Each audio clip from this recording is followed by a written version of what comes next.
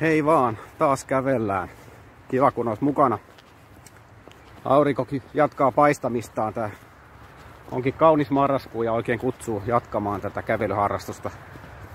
Tänään on testissä Haglöfsin uudet tekniset housut, ulkoiluhousut, jotka eilen ostin.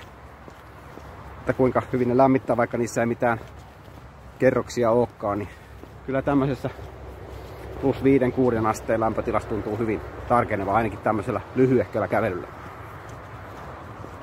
Me ollaan nyt Jaakon tiellä, joka on pyhiinvaellusreitti. Pyhän Jaakon tie.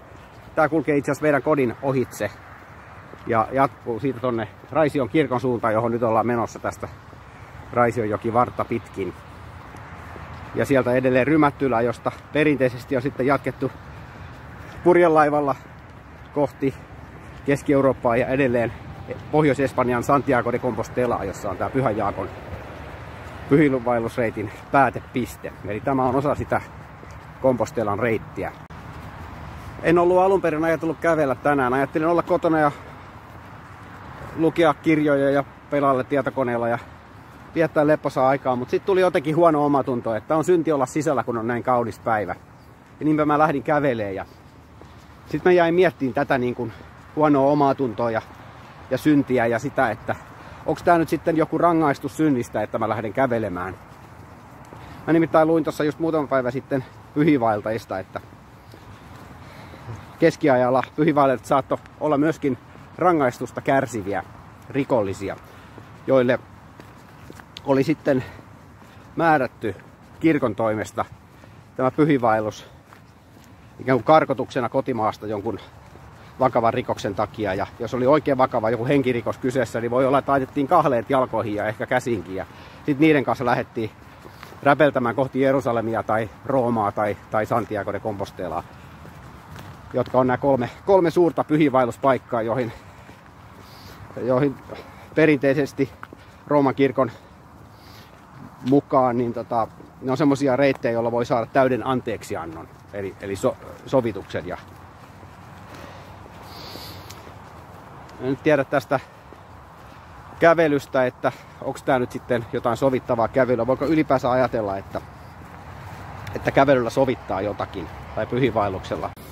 Että mä olen lapsesta asti omaksunut semmoisen ajatuksen, että usko on se, mikä pelastaa ja vie Jumalan luo, eikä mikään tekeminen tai kävely. Mutta sitten toisaalta rupesin miettimään, että ihan kristinuskon alkuhämäristä asti, niin usko on nimenomaan mielletty tieksi, jota kuljetaan. Jopa ennen kuin puhuttiin kristityistä, joka oli alun perin vastustajien keksimä haukkuma nimi, niin Jeesuksen uskovat nimittivät itseään tienkulkijoiksi. Eli ajatus siitä, että usko on tie, on paljon vanhempi kuin ajatus siitä, että usko olisi joku mielipide tai vakaumus. Ja mua jotenkin kiehtoo tämä ajatus tien kulkemisesta, koska siinä on semmoista tietynlaista keskeneräisyyden hyväksyntää. Et sun ei tarvi olla täydellinen ja valmis ja perillä, vaan riittää, että sä olet tiellä. Oikealla tiellä, kaidalla tiellä, matkalla kohti päämäärää. Se, että onko tie sitten itse tarkoitus vai päämäärä, niin siitä ei kaikki pyhiinvaeltajat ole ihan samaa mieltä. Mutta kuitenkin ajatus siitä, että usko on tie ja Jeesus on tie, niin siinä on jotakin tämmöistä hyvin dynaamista. Mä luulen, että liian usein me ajatellaan uskoa Jumalaan jonkunlaisena mielipiteenä tai vakaumuksena, joka on jotain staattista, josta pidetään niin kuin kiinni ja josta ei uskalleta liikkua, ettei mentäs harhaan. Eikä ymmärretä sitä, että oikealla tiellä pysyminen on liikkumista. Että tavallaan sen päämäärän saavuttamiseen tarvitaan kaksi asiaa. Liikkeellä pysyminen ja oikea suunta. Pelkkä liikkeellä pysyminen ei tietysti auta, jos ei ole oikeaa suuntaa. Että silloin, jos ei ole mitään selkeää päämäärää, niin käy niin kuin suunnistajalle ilman karttaa ja kompassia, että kun tarpeeksi pitkän matkan kulkee, niin huomaa tulensa samaan pisteeseen ja kiertäneensä kehää. Mutta kun ottaa välillä suunnan, niin pysyy kurssissa.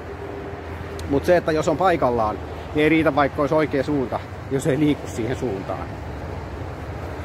Ja tavallaan jotenkin nämä kaksi puolta kuuluu mun mielestä elämään ja uskoon. Ja ne on hyvä pitää silleen tasapainossa.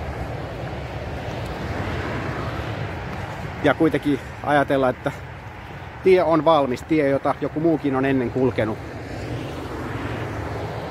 Jota mun ei tarvi yksin raivata umpimettään. Ja saan kulkea ikään kuin valmistetuissa askelissa. Mutta tähän rangaistukseen palatakseni mietin, että miksi on rangaistuksia. Sehän on hyvin yleisinhimillinen asia. Ihmisillä on tarve kaikissa yhteiskunnissa kaikkina aikoina rangaista toisiaan ja rangaista itseään ja puhua Jumalan rangaistuksesta. Ja mikä siinä on niin kuin ideana ja pointtina, että miksi on rangaistuksia. Ja mä oon miettinyt sitä paljonkin. Ja siinä on useita eri näkökulmia, jotka mun mielestä on tärkeitä. Ensinnäkin rangaistus voi olla ennaltaehkäisevä. Että rangaistus voi toimia pelotteena, että sä et uskalla tehdä rikosta, koska sä pelkäät saada sen rangaistuksen. Ja tää on sellainen asia, joka joskus varmaan toimii, mutta ei ihan aina toimi, eikä tyhjentävästi selitä, miksi rangaistuksia tarvitaan. Ja siinäkin on kaksi asiaa, mitä sä voit pelätä. Sitä rangaistusta itseään, sen aiheuttamaa tuskaa tai vapauden menetystä. Tai sit sä voit pelätä häpeää, mikä on ehkä vielä yleisempi asia, että sä pelkäät rangaistuksen aiheuttamaa häpeää. Ja tää on semmoinen, mitä aikaisemmin ehkä korostettiin vielä enemmän. Suomessakin oli jalkapuita kirkon eteisessä ja ihmiset laitettiin häpeäpaaluun. Ja Mutta myöskin Raamatussa, jos ajatellaan tätä kaikkien rangaistusten huipentumaa, eli Jeesuksen ristin kuolemaa, niin me modernin ajan ihmiset, kun me mietiskellään tätä tapahtumaa, niin me helposti ajatellaan sitä fyysistä kipua, jota hän koki siinä ristillä. Ja ajatellaan, että se oli se isoin juttu. Mutta mä luulen, ja Raamatussa on viitteitä tähän suuntaan, että sen ajan ihmisille se häpeä, että Jeesus alasti, ripustettiin sinne puuhun. Siellä kirjoittu on se, joka on puuhun ripustettu, on kirjoitettu. Niin se häpeä oli se suurin juttu ja se pahin asia. Ja nykyäänkin niin kuin länsimaiden ulkopuolella on paljon tämmöisiä kulttuuria, joissa tämä häpeä on se kaikista pahin asia. Yksilöllinen tai kollektiivinen häpeä. Ja sitä vältetään niin kuin viimeiseen asti ja ollaan valmis kärsimään vaikka kuinka paljon, jotta ei jouduttaisi häpeään. Ja tämä on tässä rangaistusjutussa yksi elementti. Ja ehkä se suurin pelote ollut ainakin menneen aikoina ja muissa kulttuureissa, muille ihmisille. Me ollaan vaan niin jotenkin hedonistisessa ajassa ja kulttuurissa eletty, että ei ehkä tajuta sitä. No sitten rangaistus voi olla myöskin niin kuin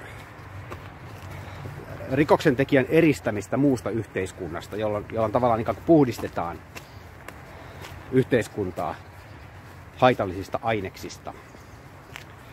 Vankilatuomiota saatetaan ajatella tällä tavalla, että saadaan kadut turvallisemmaksi, kun rikoksentekijät on lukkojen takana. Varsinkin Amerikassa tämmöinen ajatus on hyvin vahvana. Meillä Suomessa ei ehkä niinkään. Esimerkiksi noihin koulusurmiin liittyen, niin mä oon kiinnittänyt huomiota siihen, että kun Amerikassa tapahtuu joku kouluammuskelu, niin siellä ihmiset ajattelee ensimmäisenä, että miten me saataisiin nämä kaikki ampujat lukkojen taakse, jotta meidän lapsilla olisi turvallisempaa, meidän hyvillä lapsilla kulkea tuolla kadulla. Mutta Suomessa enemmänkin ensimmäinen kysymys tuntuu olevan, että mitä me ollaan yhteiskuntana tehty väärin, kun tämmöistä tapahtuu, ja mitä me voitaisiin tehdä toisin, että niin ei tapahtuisi. Eli tämmöinen itsetutkiskelupaikka, mikä on mun mielestä hirveän tervettä. Että nähdään se paha, mitä tapahtuu, niin kuin tietyllä tavalla kaikkien syynä kollektiivisesti. Ja tästä näkökulmasta niin rikoksen tekijä ei ole vieraselementti, joka pitää ihmisenä poistaa, vaan pikemminkin ihminen, joka pitäisi jotenkin kuntouttaa takaisin yhteiskuntaan. Ja tämmöinen jalo ajatus meidän rangaistusjärjestelmässä on, joka ei aina toimi, mutta mun mielestä se on silti kunnioitettava periaate. Ja kaiken kaikkiaan tämmöinen tietty sovittava elementti kuuluu mun mielestä rangaistusajatteluun mun mielestä terveimmillään. Sehän tarjoaa mahdollisuuden sovintoa myöskin uhreille. Rikoksen uhreille tai henkirikoksen uhrin omaisille on usein hyvin tärkeää, että rikoksen tekijä tai tekijät saadaan vastuuseen teoistaan. Ja parhaimmillaan sellainen voi olla myöskin mahdollisuus todelliseen anteeksiantoon. Eli mun mielestä se ei ole ristiriidassa. Se ei ole vaihtoehtona, että joko annetaan anteeksi tai sitten rikollista rangaistaan. Anteeksianto ei toimi sillä tavalla, että vaan päätetään nyt yhtäkkiä, että unohdetaan se rangaistus ja lakastaan asia maton alle ja päätetään antaa anteeksi. Se on hurskas ajatus, mutta siihen tarvitaan aina jonkunlainen sovituksen näkökulma. Joko niin, että rikoksentekijä itse sovittaa rikoksensa, tai sitten niin kuin kristinuskossa on keskeisenä tämä sijaisuhrin ajatus. Mutta sovitus tarvitaan, rangaistus tarvitaan, muuten ei ole todellista anteeksiantoa. Muuten anteeksianto on vain maton alle lakaisemista. Mutta myös yksi tärkeä näkökulma, mikä vielä helpommin unohtuu, on se, että rikoksentekijälle itselleen rangaistuksen kärsiminen voi olla sovittava kokemus. Sitä ei myöskään tulisi väheksyä, että ihmiset haluaa joskus rankaista itseään. Ja ihminen, joka katuu tekojaan, niin haluaakin ehkä kärsiä siitä jonkun rangaistuksen, jotta voi sen kautta kokea, että hän on saanut niin kuin sovitettua itsensä yhteiskunnan kanssa ja muiden ihmisten kanssa. Sitten tietysti, jos mietitään niin kuin kristinuskon näkökulmasta, niin se rikos, mikä meillä on Jumalaa vastaan, on niin suuri, että me ei voida sitä itse sovittaa, niin sen takia tarvitaan se sijaisuhri. Mutta ne rikokset, mitkä me voidaan sovittaa itse, niin on ehkä terveellistä myös pyrkiä sovittamaan. Jos on jotain, mitä mä voin tehdä päästäkseni sovintoon lähimmäisen kanssa, niin kyllä mun kannattaa se tehdä. Ihan oman mielenrauhani takia. Ja myös sen toisen takia.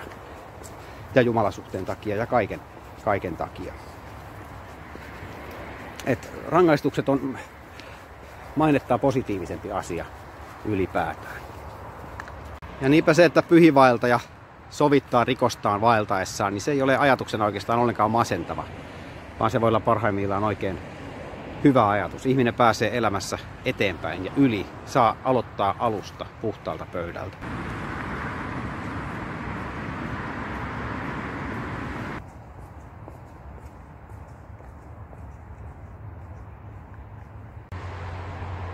No niin, siinä on Raision kirkko. Tällainen pyhiinvaellus tällä kertaa. Ajatuksia tiellä kävelystä ja rangaistuksista ja sellaisesta. Kiva, että olit mukana, ja jos haluat jatkaa kävelyjä mun kanssa, niin voit tilata kanavan sitä pyöreitä palloa painamalla. Ja jos tää herätti ajatuksia, niin laita ihmeessä kommenttia. Ja kaikkea hyvää. Jatketaan matkaa eteenpäin.